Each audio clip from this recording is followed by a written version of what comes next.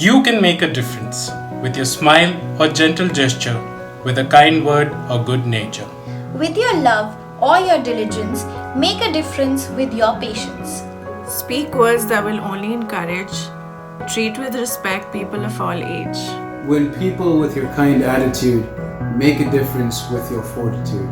Say things that will boost others' image. Make them happy and give them courage.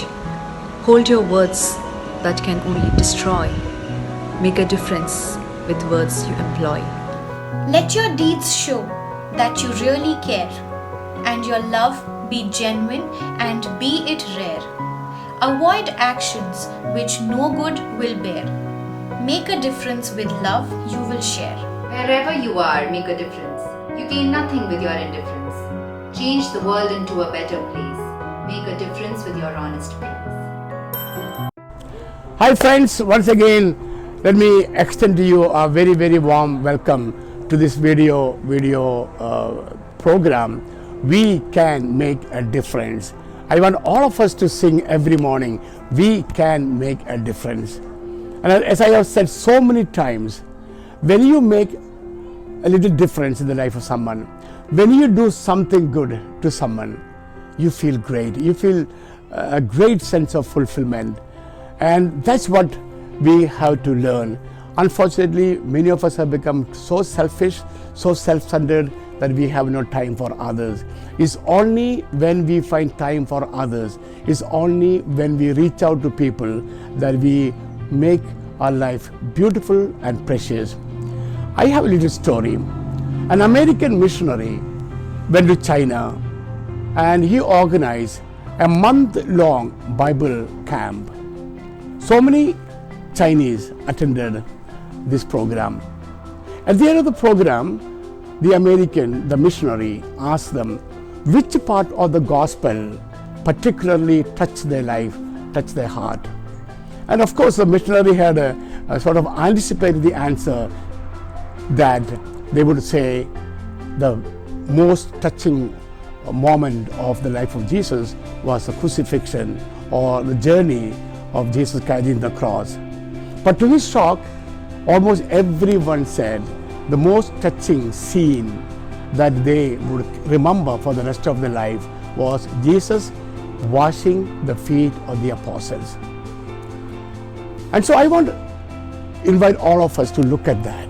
Jesus, the master of the universe. Jesus, the second person of the Holy Trinity. Jesus, God himself, stooping low to the level of washing the feet of the apostles. Something that normally the slaves or servants did. He reduced himself to that level of being a servant, a slave. Today we talk about servant leadership. When we talk about servant leadership, we actually talk about Jesus the servant. We talk about Jesus and look at him as an example, as an inspiration.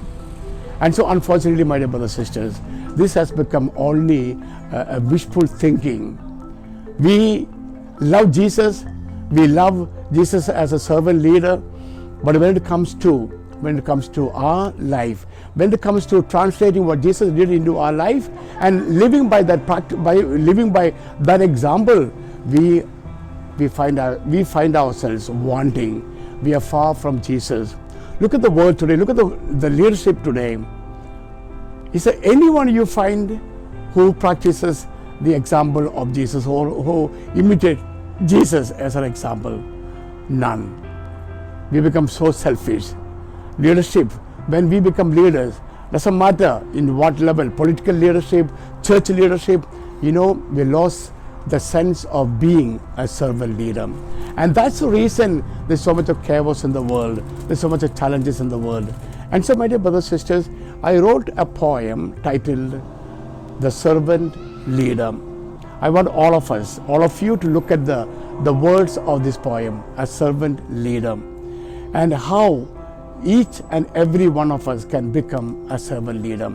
This is the key. If you want to become a servant leader, you must ask every day this question: what can I do for others?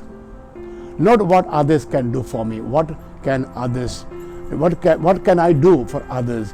What can I do to bring up their life, to bring joy, to bring consolation, whatever, to bring good in their life.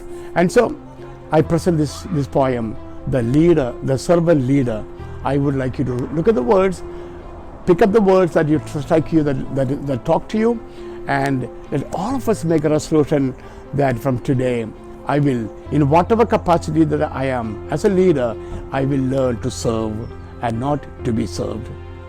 Thank you, my dear friends. Before I close, I invite you once again to share this video program with people, friends that you know in your life. And also, please do not forget to subscribe. I want your support and your participation. Thank you and God bless. The servant leadership. I have come to serve and not be served, and showed it by the feet that Jesus washed. He humbly stooped to a slave's position and broke the existing long tradition. He never sought after name or power, and freely mixed with the rich and the poor. He was a leader with no possession, but excelled in sincere disposition. He treated everyone with dignity and showed in his dealings integrity. He wouldn't dilute truth for popularity. His words and life witnessed simplicity. His followers were just ordinary. Their goodwill was only necessary.